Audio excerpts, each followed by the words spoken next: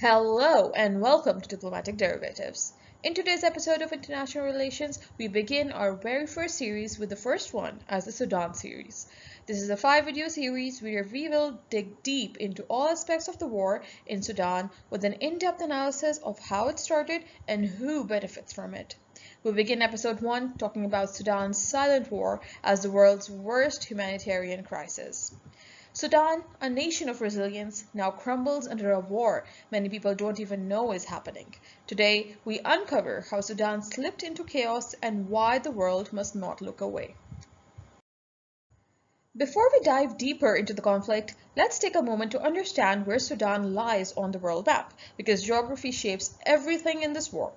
Sudan is located in northeast Africa, bordered by Egypt to the north, Libya and Chad to the west, Central African Republic and South Sudan to the south, and Eritrea and Ethiopia to the east.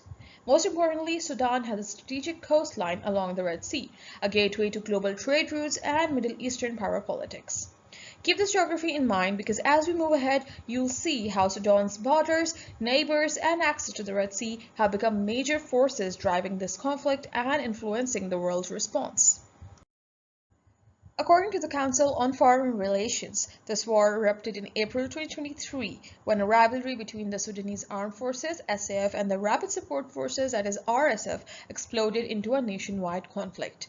Sudan faced a military coup in 2021, which was a result of multiple factors. The main civilian bloc, FFC, that is the Forces of Freedom and Change, became a divided civilian coalition due to domination of urban elites, a state bearing the load of two commanders, that is SAF and RSF, alongside civilian cabinet led by PM Abdullah Hamdok.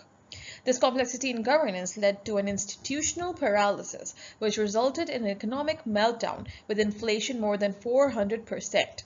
Public frustration became the breeding ground for military claims that they could restore stability. Ultimately, the war of April 2023 wasn't just a power struggle between SAF and RSF. It was a struggle to control the future of Sudan. Reports show that RSF captured key zones in Darfur and western Sudan, shifting control in their favor and threatening a de facto split of the country. The Guardian reports that these gains have been accompanied by mass killings and ethnically motivated violence, particularly targeting non-Arab communities in Darfur, igniting fears of a genocide repeating. According to concern worldwide, Sudan is now the world's largest humanitarian crisis. More than 60% of the country's population requires some form of assistance. World Vision reports that since April 2023, more than 14 million people have been displaced, while confirmed famine conditions are present in parts of North Darfur. This is a humanitarian disaster, not tomorrow, but right now.